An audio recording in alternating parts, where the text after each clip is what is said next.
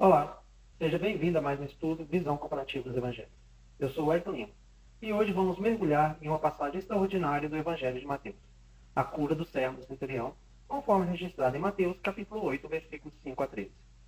Essa história é um poderoso testemunho de fé e humildade. Um centurião romano, um estrangeiro, surpreende a todos ao demonstrar uma confiança inabalável no poder de Jesus. Ele entende algo essencial. Basta uma palavra do Senhor para que o milagre aconteça. Mas o que essa história nos revela sobre a fé verdadeira? O que significa reconhecer a autoridade de Cristo? Como essa narrativa aponta para a inclusão dos gentios no reino de Deus? Nesse vídeo, vamos explorar cada detalhe dessa passagem e refletir sobre o tipo de fé que agrada a Deus. Então, fique comigo até o final e vamos juntos aprender com esse incrível exemplo de confiança e submissão à vontade do Senhor. Vamos lá?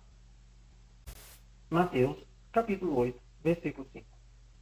Quando Jesus entrou em Cafarnaum, veio a ele um centurião rogando-lhe.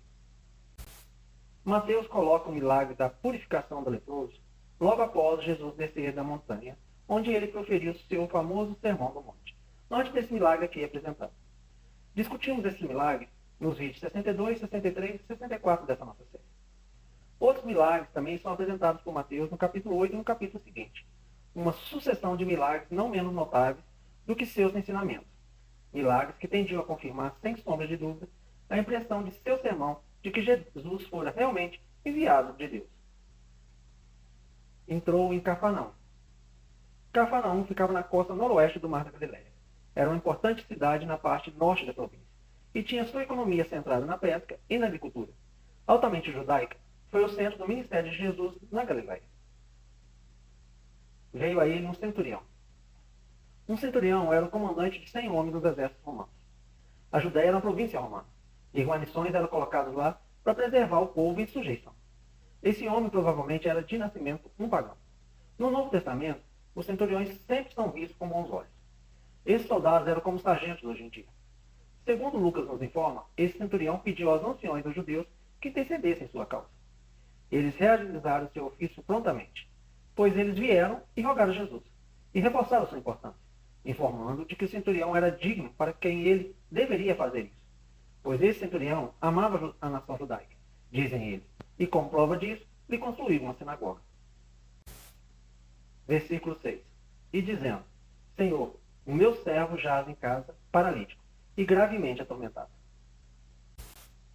Jaz em casa, insinuando que a doença o havia reduzido a um estado de extrema impotência, através dos tormentos penosos que acompanhavam. Paralítico. A forma particular que a paralisia assumiu nesse caso não é mencionada. Parece que foi um ataque violento. Talvez tenha sido a forma dolorosa que produziu câimbras violentos e que imediatamente colocou em risco sua vida. Versículo 7. E Jesus lhe disse, eu irei e o curarei. O centurião não somente era um homem extraordinário pela atitude que manifestou com respeito a seu escravo. Além disso, era um homem de extraordinária fé. Queria que o poder de Jesus ajudasse e curasse o seu escravo. Mas havia um problema. Ele era gentio, e Jesus era um judeu. E segundo a tradição judaica, um judeu não podia entrar na casa de um gentio, porque os lugares onde viviam os gentios eram considerados imundos. Mas Jesus não se negaria a entrar na casa de alguém porque não fosse judeu. Versículo 8. E o centurião respondeu, Senhor, não sou digno de que entre sob o meu telhado, mas dize somente uma palavra e o meu servo sarará. A narrativa de Mateus é mais concisa e representa o homem dizendo isso, enquanto Lucas explica mais detalhadamente que essa foi uma mensagem enviada por seus amigos, mas o significado de ambos os evangelhos é o mesmo. Não sou digno de que entre sob o meu telhado. Esta foi uma expressão de grande humildade. Refere sem dúvida à sua visão da sua indignidade pessoal, e não apenas ao fato de que ele era um gentio. Era principalmente a expressão de uma convicção de grande dignidade e poder de Jesus, e de um sentimento de que ele era tão diferente de Cristo que não era adequado que o Filho de Deus entrasse em sua habitação. Assim, todo pecador verdadeiramente penitente sente. Um sentimento que é apropriado quando o pecador penitente vem a Cristo. Mas disse somente uma palavra. Vemos aqui o padrão dessa fé viva e da humildade genuína que sempre deve acompanhar a oração de um pecador. Jesus pode afastar a paralisia e acabar com os tormentos mais graves. O primeiro grau de humildade é reconhecer a necessidade da misericórdia de Deus e nossa própria incapacidade de ajudar a nós mesmos. O segundo, confessar a liberdade de sua graça e nossa total indignidade. Ignorância, descrença e presunção sempre retardarão nossa cura espiritual. E o meu servo sarará. Há algo muito particular com respeito a esse centurião, e é a sua atitude para com seu servo. Esse servo deve ter sido um escravo, mas o centurião estava preocupado com a enfermidade que o afligia, e estava disposto a fazer tudo o que estivesse em suas mãos para curá-lo. Essa não era a atitude comum entre senhores e escravos naquela época. No Império Romano, os escravos não contavam. Ninguém se importava se ficavam doentes, se morriam ou viviam. O escravo não era melhor que uma coisa. Carecia de direitos legais. O senhor tinha plena liberdade para tratá-lo bem ou maltratá-lo, como quisesse. É evidente que esse centurião era um homem pouco comum, porque se preocupava com seu escravo. É possível que tenha sido este sentimento tão totalmente incomum e inesperado que o tenha movido Jesus quando o centurião foi a ele pela primeira vez. O amor sempre cobre uma multidão de pecados. O homem que se preocupa com outro homem sempre está perto do coração de Jesus. O centurião não somente era um homem extraordinário pela atitude que manifestou em respeito a seu escravo. Além disso, era um homem de extraordinária fé. Queria que o poder de Jesus ajudasse e curasse a seu escravo. Versículo 9. Pois eu também sou homem debaixo de autoridade, e tenho debaixo de meu comando soldados. E digo a este, vai, e ele vai. E ao outro, vem, e vem. E ao meu servo, faz isso, e ele faz. O centurião tinha total confiança na capacidade de Jesus para curar seu servo, e pediu que ele simplesmente desse o comando. Este pedido o centurião apresentou de maneira apropriada a um soldado. Ele pediu, portanto, simplesmente que Jesus desse esse comando e sentiu-se seguro de que Cristo seria obedecido até pelas doenças. Tenho debaixo de meu comando soldados. Para o centurião era tão natural Jesus ter plenos poderes sobre as influências invisíveis do universo, como era para um oficial romano ter confiança no cumprimento de suas ordens pelos seus subordinados. Versículo 10. Quando Jesus ouviu isto, maravilhou-se e disse aos que o seguiam, em verdade vos digo que ninguém em Israel achei com tanta fé. Jesus julgou ou considerou notável a atitude desse centurião. A palavra fé aqui significa confiança ou crença de que Cristo tinha poder para curar seu servo. Isso não significa necessariamente que ele tivesse fé salvadora, embora pela conexão e pelo Espírito manifestado, parece provável que sim. Se assim fosse, então ele foi o primeiro gentio convertido ao cristianismo, e foi uma ilustração muito antiga do que foi revelado mais claramente depois, que os pagãos deveriam ser levados ao conhecimento da verdade. Esse elogio à fé do centurião gentio foi uma forte repreensão aos judeus. Os israelitas achavam que teriam prioridade no reino, mas Jesus deixa bem claro que apenas ser um descendente de Abraão não garante a entrada no seu reino. Versículo 11. Mas eu vos digo que muitos virão do Oriente e do Ocidente, e se sentarão à mesa com Abraão, Isaque e Jacó, no reino dos céus.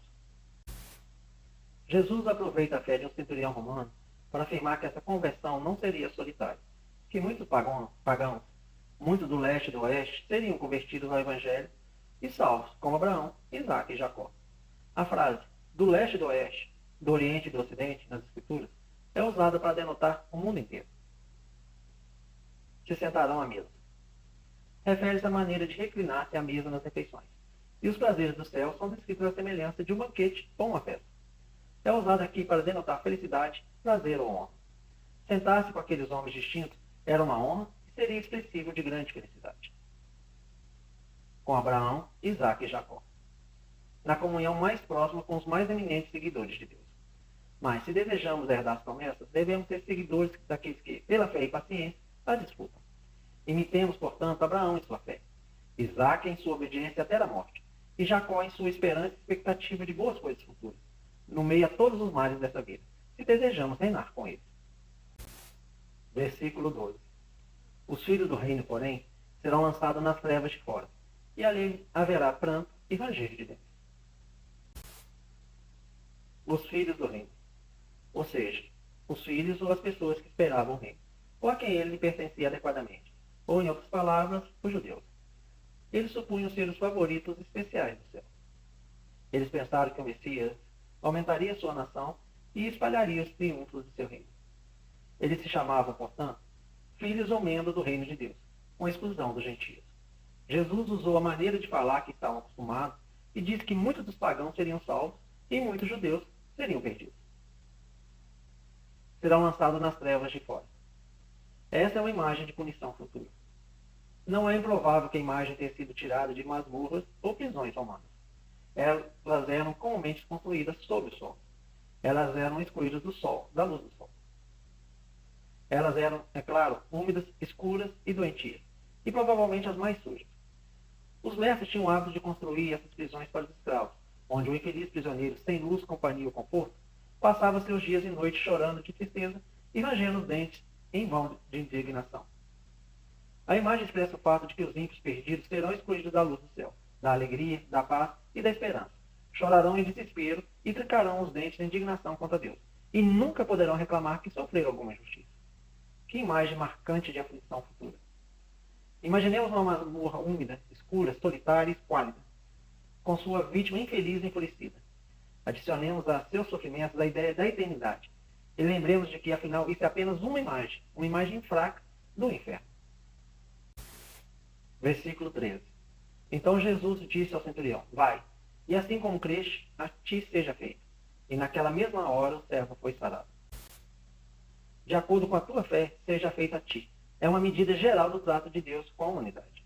Obter um aumento de fé é obter um aumento de toda a graça que constitui a mente que estava em Jesus e se prepara totalmente para os desfrutes do reino de Deus. Deus é o mesmo no tempo presente que ele era nos dias antigos.